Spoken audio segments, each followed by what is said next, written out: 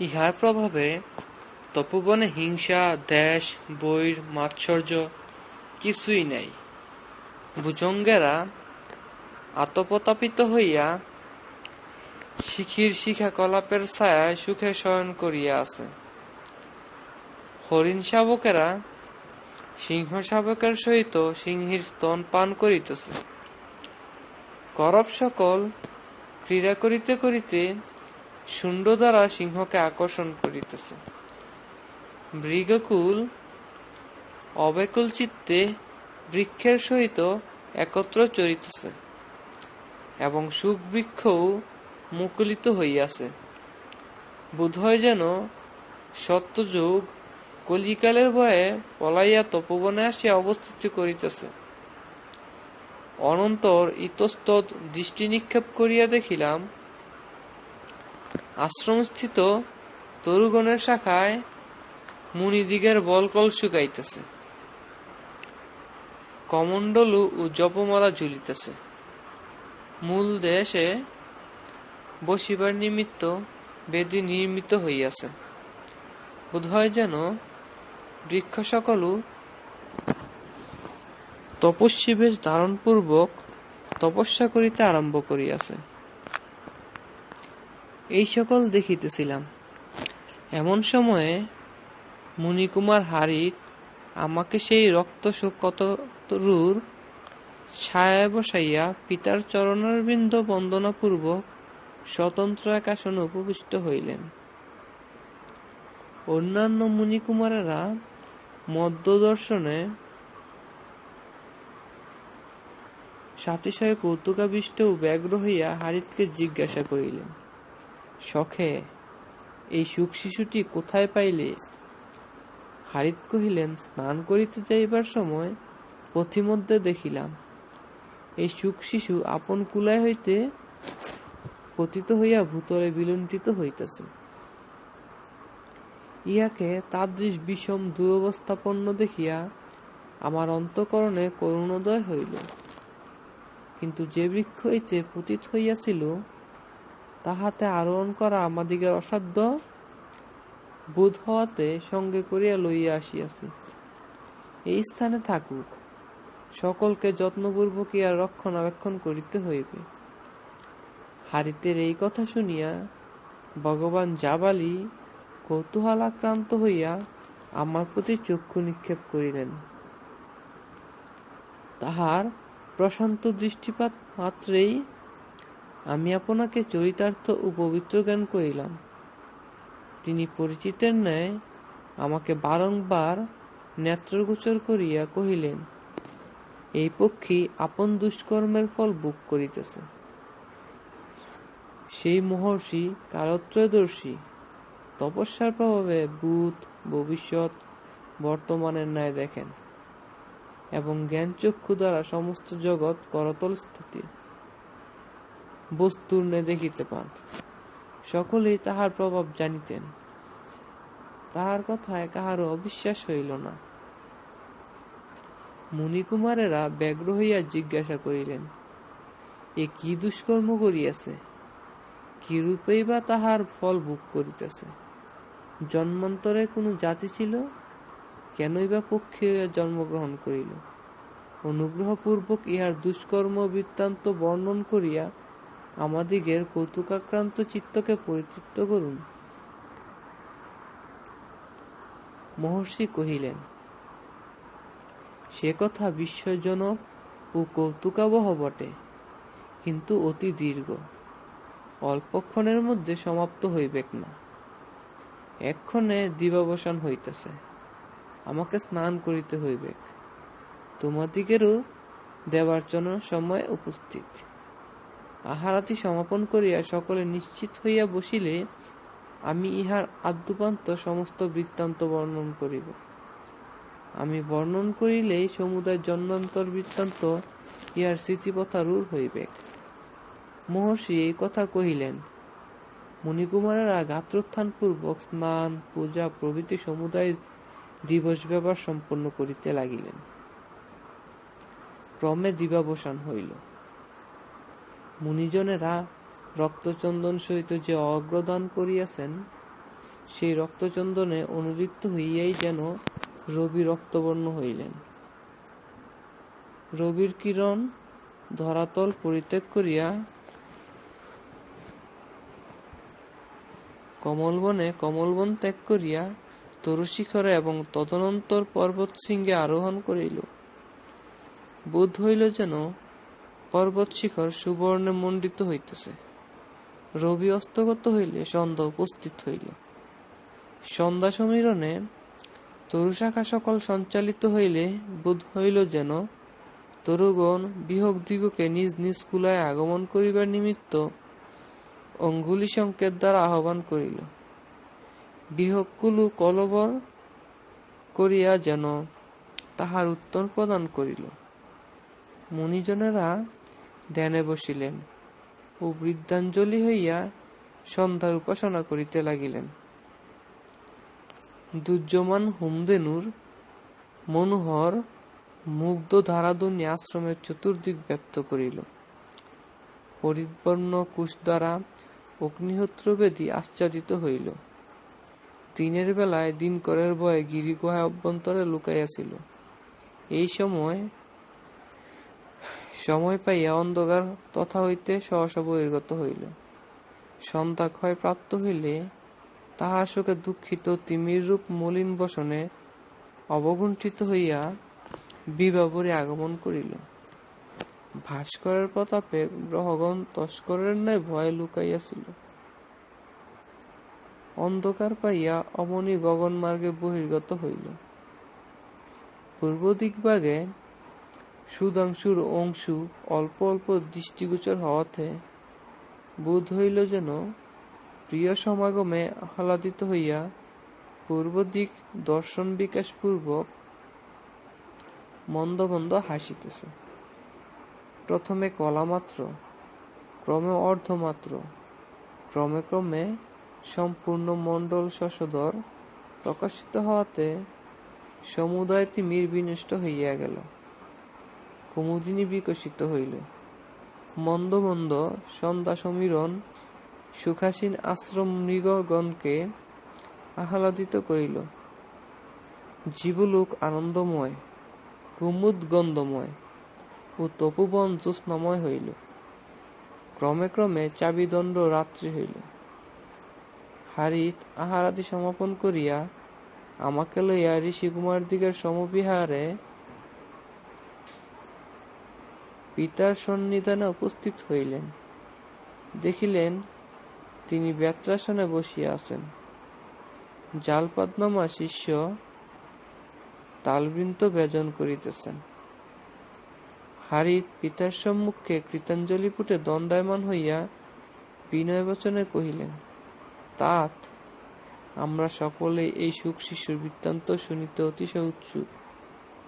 আপনি অনুগ্রহপূর্বক বর্ণন করিলে কৃতার্থ হই। মুনিকুমারেরা সকলেই কৌতুকাক্রান্ত একাগ্রচিত্ত হইয়াছেন দেখিয়া মহর্ষি কথা আরম্ভ করিলেন। কথা আরম্ভ।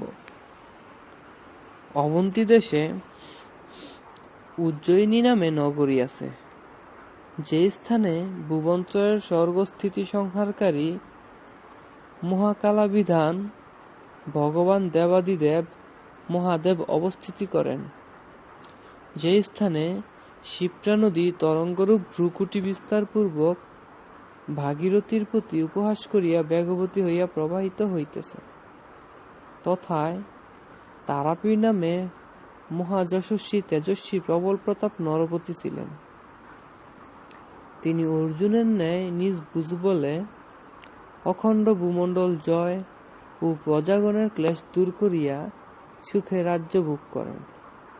তাহার গুণে বশীভূত হইয়া লক্ষ্মী কমলবন তুচ্ছ করিয়া নারায়ণ বক্ষস্থল পরিত্যাগ করিয়া তাহাকে গাঢ় আলিঙ্গন করিয়াছিলেন। সরস্বতী চতুর্মুখের মুখ পরম্পরায় বাস করা ক্লেশকর বোধ করিয়া তাহারই রসনামণ্ডলে সুখে অবস্থিত করিয়াছিলেন। তাহার অমাত্যের নাম শুকনাশ। শুকনাশ ব্রাহ্মণ কুলে জন্মগ্রহণ করেন। তিনি সকল শাস্ত্রের পারদর্শী। নীতিশাস্ত্র প্রয়োগ কুশল, ভূভার ধারণক্ষম, অগাধ বুদ্ধি, ধীর প্রকৃতি, সত্যবাদী ও জিতেন্দ্রীয়। তাহার পত্নীর নাম মনোরমা, ইন্দ্রের বৃহস্পতি, নলের সুমতি, দশরথের বশিষ্ঠ ও রামচন্দ্রের বিশ্বামিত্র যেরূপ উপদেষ্টা ছিলেন, শুকনাসু সেইরূপ রাজকার্য পর্যালোচনা বিষয়ে রাজাকে যথার্থ সদুপদেশ দিতেন। মন্ত্রীর বুদ্ধি এরূপ তীক্ষ্ণ যে জটিল ও দুর্গাহ কোনো কার্য সংকট উপস্থিত হইলেও বিচলিত বা প্রতিহত হইত না। শৈশবাবধি অকৃত্রিম প্রণয় সঞ্চার হওয়াতে রাজা তাহাকে কোনো বিষয়ে অবিশ্বাস করিতেন না। তিনিও বিশুদ্ধ অন্তঃকরণে নিবৃত্তির হিতকার্য অনুষ্ঠানে তৎপর ছিলেন। পৃথিবীতে তুল্য প্রতিদ্বন্দ্বী ছিল না, এবং প্রজাদিগের উৎপাত ও অসুখ আকাশকুসুমের ন্যায় অলিক পদার্থ হইয়াছিল। সুতরাং সকল বিষয়ে নিশ্চিত হইয়া শুকনাসের প্রতি রাজ্য শাসনের ভার সমর্পণপূর্বক রাজা যৌবন সুখ অনুভব করিতেন। কখনো জলবিহার, কখনো বনবিহার, কখনো বা নৃত্য গীতবাদ্যের আমোদে সুখে কাল হরণ করেন। শুকনাস সেই অসীম সাম্রাজ্যকার্য অনায়াসে সুশৃঙ্খল রূপে সম্পন্ন করিতেন। তাহার অপক্ষপাতিতা ও সদ্বিচার গুণে প্রজারা অত্যন্ত বশীভূত ও অনুরক্ত হইয়াছিল। তারাপীর এইরূপে সকল সুখের পারপ্রাপ্ত হইয়াও সন্তান মুখাবলোকন রূপ সুখলাভ না হওয়াতে মনে মনে অতিশয় দুঃখিত থাকে। সন্তান না হওয়াতে সংসারে অরণ্য জ্ঞান, জীবনে বিড়ম্বনা, জ্ঞান ও শরীর ভারমাত্র বলিয়া বোধ হইতেছিল, এবং আপনাকে অসহায় অনাশ্রয় হতভাগ্য বিবেচনা করিতেন। ফলত তাহার পক্ষে সংসার অসার ও অন্ধকার রূপে প্রতীয়মান হইয়াছিল। নৃপতির বিলাসবতী নাম্নী পরম রূপবতী পত্নী ছিলেন।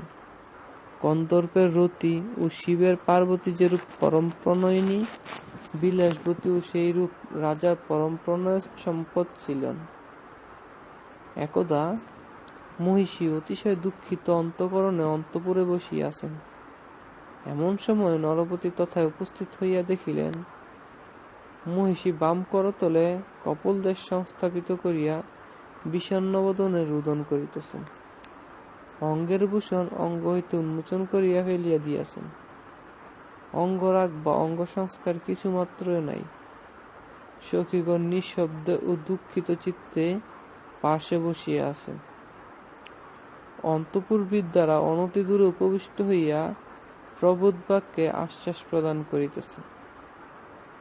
রাজা গৃহের মধ্যে প্রবেশ করিলে মহিষী আসন হইতে উঠিয়া সম্ভাষণ করিলেন। রাজাকে দেখিয়া তাহার দুঃখ দ্বিগুণতর হইল ও দুই চক্ষু দিয়া অশ্রুধারা পড়িতে লাগিল। মহিষীর আকস্মিক সুখ ও রোদনের কারণ কিছু বুঝিতে না পারিয়া নরপতি মনে মনে কত ভাবনা, কত শঙ্কা ও কল্পনা করিতে লাগিলেন। পরে আসনে উপবিষ্ট হইয়া বসুন্ধরা চক্ষুর জল মুছাইয়া দিয়া মধুর বাক্যে জিজ্ঞাসা করিলেন, প্রিয়ে, কি নিমিত্ত বাম করে বামগণ্ড সংস্থাপন করিয়া বিষণ্ণ বদন ও দীননয়নে রোদন করিতেছ? তোমার দুঃখের কারণ কিছু জানিতে না পারিয়া আমার অন্তঃকরণ অতিশয় বেকুল ও বিষণ্ণ হইতেছে। আমি কি কোনো অপরাধ করিয়াছি, অথবা অন্য কেহ প্রজ্বলিত অনলশিকার হস্তক্ষেপ করিয়া থাকিবেন? যাহা হোক, সুখের কারণ বর্ণনা করিয়া আমার উদ্বেগ ও উৎকণ্ঠা দূর কর। রাজা এত অনুনয় করিলেন, বিলাসবতী কিছুই উত্তর দিলেন না, বরং আরো শোকাকুল হইয়া রোদন করিতে লাগিলেন। রাজ্ঞীর তাম্বুল কলঙ্ক বাহিনী বৃদ্ধাঞ্জলি হইয়া নিবেদন করিল, মহারাজ, আপনি কোনো অপরাধ করেন নাই, এবং রাজমহিষীর নিকটে অন্য অপরাধ করিবে একথাও অসম্ভব। মহিষী যে নিমিত্ত রোদন করিতেছেন তাহা শ্রবণ করুন। সন্তানের মুখাবলোকন রূপ সুখলাভে বঞ্চিত হইয়া রানী বহু দিবসাবধি শোকাকুল ছিলেন, কিন্তু মহারাজের মনপীড়া হইবে বলিয়া এতদিন দুঃখ প্রকাশ করেন নাই। মনের দুঃখ মনেই গোপন করিয়া রাখিয়াছিলেন। অদ্য চতুর্দশী, মহাদেবের পূজা দিতে মহাকালের মন্দিরে গিয়াছিলেন। তথায় মহাভাগবত পাঠ করিতেছিলেন। তাহা শুনিলেই সন্তানবিহীন ব্যক্তিদিগের সদ্গতি হয় না। পুত্র না জন্মিলে পুণ্যাম নামক নরক হইতে উদ্ভবের উপায়ান্তর নাই। পুত্রহীন ব্যক্তির ইহলোকে সুখ ও পরলোকে পরিত্রাণ পাইবার সম্ভাবনা নাই। তাহার জীবন, ধন, ঐশ্বর্য সকলই নিষ্ফল। মহাভারতের এই কথা শুনিয়া অবধি রাজ্ঞী অতিশয় উন্মনা ও উৎকণ্ঠিত হইলেন। বাটি আসিলে সকলে নানা প্রকার প্রবোধ বাক্যে সান্ত্বনা করিল, আহার করিতে অনুরোধ করিল। কোনো ক্রমে শান্ত হইলেন না ও আহার করিলেন না। সেই অবধি কাহারও কোনো কথার উত্তর দেন না, কাহারও সহিত আলাপ করেন না। কেবল বিষণ্ণ বদনে অনবরত রোদন করিতেছেন। এক্ষণে যাহা কর্তব্য করুন। তাম্বুল কলঙ্ক বাহিনীর কথা শুনিয়া রাজা ক্ষণকাল নিস্তব্ধ ও নিরুত্তর হইয়া রহিলেন। পরে দীর্ঘ নিঃশ্বাস পরিত্যাগ করিয়া কহিলেন, দেবী, দৈবাত্ম বিষয়ে সুখ ও অনুতাপ করা কোনো ক্রমেই বিধেয় নহে। মনুষ্যেরা যত যত্ন যত চেষ্টা করুক না কেন, দৈব অনুকূল না হইলে কোনো প্রকারে মনোরথ সফল হয় না। পুত্র বা লিঙ্গনে শরীর শীতল হইবে, মুখাববিন্দ দর্শনে নেত্র পবিত্র হইবে, পরিস্ফুটন মধুর বচন শ্রবণে কর্ণ জুড়াইবে। এমনকি পুণ্যকর্ম করিয়াছি, জন্মান্তরে কত পাপ করিয়া থাকিব, সেই জন্য এত মনস্তাপ উপস্থিত হইতেছে। দৈব অনুকূল না হইলে কোনো অভীষ্ট সিদ্ধির সম্ভাবনা নাই। অতএব দৈবকর্মে অনন্ত অনুরক্ত হও। মনোযোগপূর্বক গুরু ভক্তি, দেবপূজা ও মহর্ষিদিগের পরিচর্যা কর। অবিচলিত ও অকৃত্রিম ভক্তিপূর্বক ধর্মকর্মের অনুষ্ঠান কর। পুরাণে শুনিয়াছি, মগধ দেশের রাজা বৃহদ্রথ সন্তান লাভের আশয়ে চণ্ডকৌশিকের আরাধনা করেন এবং তাহার বর প্রভাবে জরাসন্ধ নামে প্রবল পরাক্রান্ত এক পুত্র প্রাপ্ত হন। রাজা দশরথ মহর্ষি ঋষিশৃঙ্গকে প্রসন্ন করিয়া রাম, লক্ষ্মণ, ভরত, শত্রুঘ্ন নামে মহাবল পরাক্রান্ত 4 পুত্র লাভ করেন। ঋষিগণের আরাধনা কখনো বিফল হয় না, অবশ্যই তাহার ফল দর্শে, সন্দেহ নাই। দৃঢ়ব্রত ও একান্ত অনুরক্ত হইয়া ভক্তি সহকারে দেব ও দেবর্ষিদিগের অর্চনা কর, তাহাতেই মনোরথ সফল হইবে। হায়, কতদিনে সেই শুভ দিনের উদয় হইবে, যেদিনে স্নেহময় ও প্রীতিময় সন্তানের সুধাময় মুখচন্দ্র অবলোকন করিয়া জীবন উন্নয়ন চরিতার্থ করিব। পরিজনেরা আনন্দে পূর্ণপাত্র গ্রহণ করিবে। নগর উৎসবময় হইয়া নৃত্য, গীত, বাদ্যের কোলাহলে পরিপূর্ণ হইবে। শশীকলা উদিত হইলে গগনমণ্ডলের যেরূপ শোভা হয়, কতদিনে দেবীপুত্র ক্রোড়ে করিয়া সেইরূপ শোভিত হইবেন। নিরাপত্তা এক্ষণে অতিশয় ক্লেশ দিতেছে। সংসার অরণ্য জগৎ শূন্য দেখিতেছি। রাজা ও ঐশ্বর্য নিষ্ফল বোধ হইতেছে। কিন্তু অপ্রতিবিধ বিষয়ে সুখ ও দুঃখ করা বৃথা বলিয়াই ধৈর্যাবলম্বনপূর্বক যথাকথঞ্চিত সংসার যাত্রা নির্বাহ করিতেছি। এইরূপে নানা প্রবোধ বাক্যে আশ্বাস দিয়া স্বহস্তে মহিষীর নেত্রজল মোচন করিয়া দিলেন। অনেকক্ষণ অন্তঃপুরে থাকিয়া পরে বহির্গত হইলেন। রাজা অন্তঃপুর হইতে বহির্গত হইলে বিলাসবতী প্রবোধ বাক্যে কিঞ্চিৎ শান্ত হইয়া স্নান ভোজনাদি সমাপন করিলেন। যে সকল আবরণ ফেলিয়া দিয়েছিলেন তাহা পুনর্বার অঙ্গে ধারণ করিলেন। তদবধি দেবতার আরাধনা, ব্রাহ্মণের সেবা ও গুরুজনের পরিচর্যায় অতিশয় অনুরক্ত হইলেন। দৈবকর্মে অনুরক্ত হইয়া চন্দ্রিকার গৃহে প্রতিদিন ধূপ, গুগল প্রভৃতি সুগন্ধ দ্রব্যের গন্ধ বিস্তার করেন। দিবস বিশেষে তথা কুশা শ্মশানে শয়ন করিয়া থাকেন। প্রতিদিন প্রাতকালে ব্রাহ্মণদিগের স্বর্ণপাত্র দান করেন। কৃষ্ণপক্ষীয় চতুর্দশী রজনীতে চতুষ্পথে দেবতাদিগকে বলি উপহার দেন। অশ্বত্থ প্রভৃতি বনস্পতিদিগকে প্রদক্ষিণ করেন। ষোড়শোপচারে ষষ্ঠী দেবীর পূজা দেন। ফলত যেরূপ ব্রতের অনুষ্ঠান করিতে কহে, অতিশয় ক্লেশসাধ্য হইলেও অপত্য তৃষ্ণায় উহার অনুষ্ঠান করেন। কিছুতেই পরাণমুখ হন না। গণক অথবা সিদ্ধ পুরুষ দেখিলে সমাদরপূর্বক সন্তানের গণনা করেন। রাত্রিতে যে সকল স্বপ্ন দেখেন, প্রভাতে পুরন্দ্রীদিগকে তাহার ফলাফল জিজ্ঞাসা করেন। এইরূপে কিছুদিন অতীত হইলে একদা রাত্রি শেষে রাজা স্বপ্নে দেখিলেন, বিলাসবতী সৌধশিখরে শয়ন করিয়া আছেন। তাহার মুখমণ্ডলে পূর্ণচন্দ্র প্রবেশ করিতেছে। স্বপ্ন দর্শনানন্তর অমনি জাগরিত হইয়া শীঘ্র শয্যা হইতে উঠিলেন। অনন্তর শুকনাসকে আহ্বান করিয়া তাহার সাক্ষাতে স্বপ্নবৃত্তান্ত বর্ণনা করিলেন। শুকনাস শুনিয়া অতিশয় আহ্লাদিত হইলেন ও প্রীতিপ্রফুল্লবদনে কহিলেন, মহারাজ, বুঝি অনেক কালের পর আমাদিগের মনোরথ পূর্ণ হইল। অচিরাৎ আপনি পুত্রমুখ নিরীক্ষণ করিয়া আনন্দিত হইবেন, সন্দেহ নাই।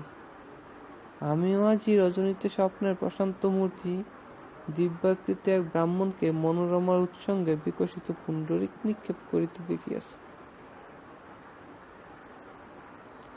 শাস্ত্রকাবেরা কহেন, শুভ হলুদের পূর্বে শুভ লক্ষণ সকল দেখিতে পাওয়া যায়।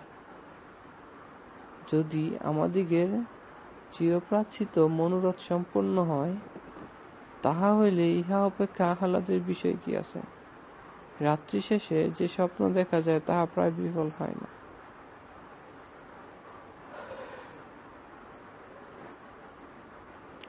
রাজমহিষী বিলাসবতী অচিবাৎ পুত্র সন্তান প্রসব করিবেন, সন্দেহ নাই। রাজা মন্ত্রীর স্বপ্ন বৃত্তান্ত শ্রবণে অধিকতর আহ্লাদিত হইলেন এবং তাহার হস্তধারণ পূর্বক অন্তঃপুরে প্রবেশিয়া উভয়ে আপন আপন স্বপ্ন বৃত্তান্ত বর্ণন দ্বারা রাজমহিষীর আনন্দ উৎপাদন করিলেন। কিছুদিন পর বিলাসবতী গর্ভবতী হইলেন। শশধরের প্রতিবিম্ব পতিত হইলে সরোবর যেরূপ উজ্জ্বল হয়, পারিজাত কুসুম বিকশিত হইলে নন্দনবনের যেরূপ শোভা হয়, বিলাসবতী গর্ভধারণ করিয়া সেইরূপ অপূর্ব শ্রীপ্রাপ্ত হইলেন। দিন দিন গর্ভের উপচয় হইতে লাগিল। সলিল ভারাক্রান্ত মেঘমালার ন্যায় বিলাসবতী গর্ভভাবে মন্থরগতি হইলেন। মুখে বারংবার জন্তিকা ও জল উঠিতে লাগিল। শরীর অলস ও পাণ্ডবর্ণ হইল। এই সকল লক্ষণ নিরীক্ষণ করিয়া পরিজনেরা অনায়াসে বুঝিতে পারিল বাণিজ্য সত্যি হইয়াছেন। একদা প্রদূষ সময়ে শুকনাস ও রাজা রাজভবনে বসিয়াছেন। এমন সময়ে কুলবর্ধনা নাম্নী প্রধান পরিচারিকা তথায় উপস্থিত হইয়া রাজার কর্ণে মহিষীর গর্ভ সঞ্চারের সংবাদ কহিল। নরপতি শুভ সংবাদ শুনিয়া আনন্দের পরাকাষ্ঠা প্রাপ্ত হইয়া আহ্লাদে কলেবর রোমাঞ্চিত ও কপোলমূল বিকশিত হইয়া উঠিল। তখন হর্ষোৎফুল্ল লোচনে শুকনাসের প্রতি দৃষ্টিপাত করাতে তিনি রাজার ও কুলবর্ধনার আকৃতি দেখিয়া অনুমান করিলেন, রাজার অভীষ্ট সিদ্ধ হইয়াছে। তথাপি সন্দেহ নিবারণের নিমিত্ত জিজ্ঞাসা করিলেন, মহারাজ, স্বপ্ন দর্শন কি সফল হইয়াছে? রাজা কিঞ্চিৎ হাস্য করিয়া কহিলেন, যদি কুলবর্ধনা কথা মিথ্যা না হয়, তাহা হইলে স্বপ্ন সফল বটে। চলো আমরা গিয়ে জানিয়ে আসি। এই কথা বলিয়া গাত্র হইতে উন্মোচন করিয়া শুভ সংবাদের পারিতোষিক স্বরূপ বহু মূল্য অলঙ্কার কুলবর্ধনাকে দিয়া বিদায় করিলেন। আপনারাও মহিষীর বাসভবনে চলিলেন। যাইতে যাইতে রাজার দক্ষিণ লোচন স্পন্দিত হইল। তথায় গিয়া দেখিলেন মহিষী গর্ভচিত কোমল শয্যায় শয়ন করিয়া আছেন। গর্ভে সন্তানের উদয় হওয়াতে মেঘাবৃত শশী মণ্ডল শালিনী রজনীর ন্যায় শোভা পাইতেছেন। শিরোভাগে মঙ্গল কলস লহিয়াছে, চতুর্দিকে মুনির প্রদীপ জ্বলিতেছে এবং গৃহে শ্বেত সর্প বিকীর্ণ আছে। রানী রাজাকে দেখিয়া সসম্ভ্রমে শয্যা হইতে উঠিবার চেষ্টা করিতেছেন। রাজা বারণ করিয়া কহিলেন, প্রিয়ে, আর কষ্ট পাইবার প্রয়োজন নাই। বিনা অভ্যুত্থানে যথেষ্ট আদব প্রকাশ হইয়াছে। এই বলিয়া শয্যার এক পাশে বসিলেন। শুকনার স্বতন্ত্র এক স্থানে উপবেশন করিলেন। রাজা মহিষীর আকার প্রকার দেখিয়া গর্ভ লক্ষণ জানিতে পারিলেন। তথাপি পরিহাসপূর্বক কহিলেন, প্রিয়ে, শুকনাস জিজ্ঞাসা করিতেছিলেন কুলবর্ধনা যাহা কহিয়া আসিল সত্য কিনা। মহিষী লজ্জায় নম্রমুখী হইয়া কিঞ্চিৎ হাস্য করিলেন। বারংবার জিজ্ঞাসা অনুরোধ করাতে কহিলেন, কেন আর আমাকে লজ্জা দাও, আমি কিছুই জানি না। এই বলিয়া পুনর্বার অধোমুখী হইলেন। এইরূপ অনেক পরিহাস কথার পর শুকনাস আপনালয়ে প্রস্থান করিলেন। ক্রমে ক্রমে গর্ভের উপচয় হওয়াতে মহিষীর যে কিছু গর্ভ দুহত হইতে লাগিল, রাজা তৎক্ষণাৎ সম্পাদন করিতে লাগিলেন। প্রসব সময় সমাগত হইলে মহিষী শুভ দিনে শুভ লগ্নে এক পুত্র সন্তান প্রসব করিলেন। নরপতির পুত্র হইয়াছে শুনিয়া নগরবাসীর লোকের আহ্লাদের পরিসীমা রহিল না। রাজবাটী মহোৎসবময়, নগর আনন্দময় ও পথ কোলাহলময় হইল। গৃহে গৃহে নৃত্য গীত বাদ্য আরম্ভ হইল। নরপতি আনন্দ চিত্তে দীন দুঃখী অনাথ প্রভৃতিকে অর্থদান করিতে লাগিলেন। যে যাহা আকাঙ্ক্ষা করিল তাহাকে তাহাই দিলেন। কারাবদ্ধকে মুক্ত ও ধনহীনকে ঐশ্বর্যশালী করিলেন। গণকেরা গণনা দ্বারা শুভলগ্নে স্থির করিয়া দিলে নরপতি পুত্রমুখ নিরীক্ষণ করিবার নিমিত্ত মন্ত্রী সহিত গৃহে গমন করিলেন। দেখিলেন সূতিকা গৃহে দ্বারদেশে দুই পার্শ্বে সলিলপূর্ণ দুই মঙ্গল কলস, স্তম্ভের উপরিভাগে বিচিত্র কুসুমে গ্রথিত মঙ্গলমালা।